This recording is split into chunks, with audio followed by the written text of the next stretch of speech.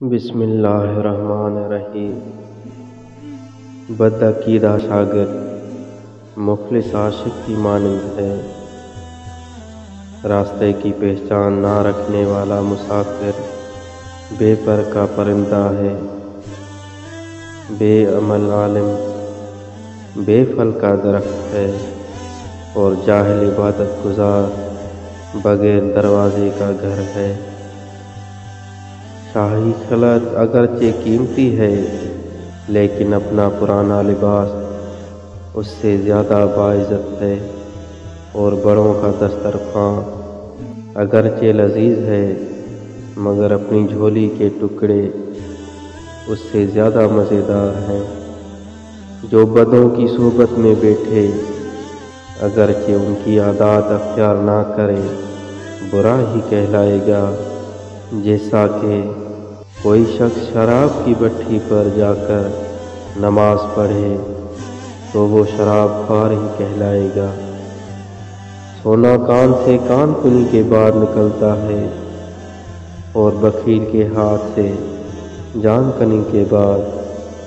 بادشاہوں کو وہی شخص نصیحت کر سکتا ہے جس کو نہ سر کا خوف ہو نہ زر کی تمنا۔ جو آدمی سوچ کر بات نہیں کرتا، وہ اس کے جواب پر بگڑتا ہے۔ حق شناس کتا ناشکر آدمی سے بہتر ہے۔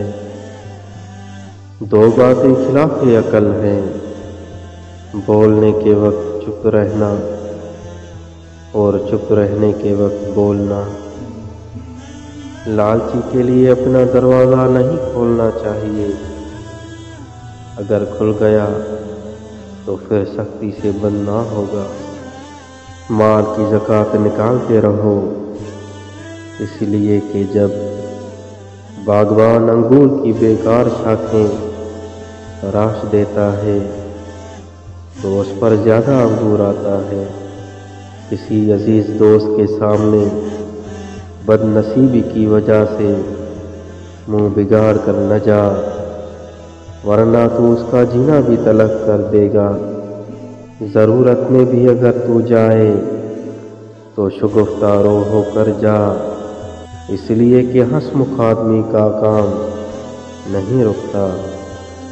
کمزور پر زور کرنا شرافت نہیں ہے، کیونکہ جو پرندہ چیونٹی سے دانہ چھینے وہ کمینہ ہوتا ہے۔